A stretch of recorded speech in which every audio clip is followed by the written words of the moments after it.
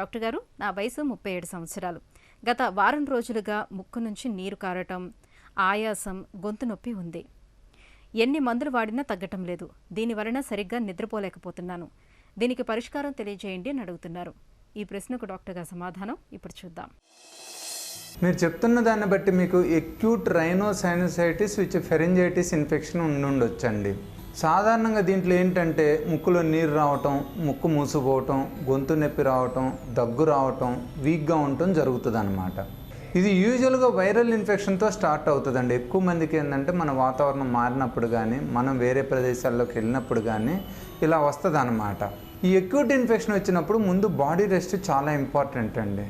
Rest తీసుకొని మనం ఆవిరి పట్టుకుంటా మంచి ఆహార పదార్థాలు తిన్నట్టయితే యూజువల్గా ఇమీడియట్గా 1 or 2 డేస్లో వచ్చిందైతే తగ్గిపోతుందండి. అలా కాకుండా 5 నుంచి 7 రోజులు ఉన్నట్టయితే వీళ్ళకి అదర్ మెడిసిన్స్ కూడా ఇవ్వాలండి. మెయిన్గా ఏంటంటే యాంటీబయాటిక్స్ ఇవ్వాల్సి వస్తుంది, యాంటీహిస్టమినిక్స్ ఇవ్వాల్సి వస్తుంది, పెయిన్ కిల్లర్స్ ఇవ్వాల్సి వస్తుంది, కాఫ్ సిరప్ ఇవ్వాల్సి వస్తుంది, నేసల్ డ్రాప్స్, థ్రోట్ గార్గుల్స్ ఇవన్నీ చేయాల్సి వస్తుంది అనమాట.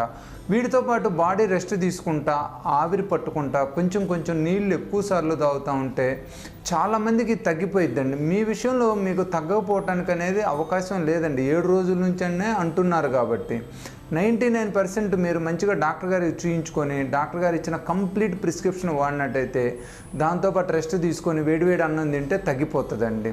మెయిన్గా ఏంటంటే antibiotics, antihistaminics, nasal drops, throat gargles, cough syrup తీసుకుంటా, కొంచెం నీళ్ళు కూడా ఎక్కువ సార్లు తాగుతూ ఉండండి అనమాట.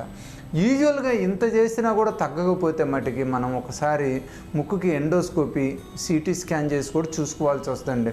ఏమన్నా పర్సిస్టెంట్ ప్రాబ్లం ఉందా? ఎందుకంటే ఒక్కోసారి అక్యూట్ ఇన్ఫెక్షన్స్ ఏమవుతాయి అంటే తగ్గవన్నమాట. మనం మెడిసిన్స్ ఇచ్చినప్పుడు 1000లో 1-2కి అలాంటప్పుడు ఇది జరుగుతుంటుంది అనమాట. దాంతోపాటు థ్రోట్ పెయిన్ కూడా ఉన్నట్టయితే థ్రోట్ స్వాబ్ తీసుకొని దాన్ని కూడా కల్చర్ చేయాల్సి వస్తుంది.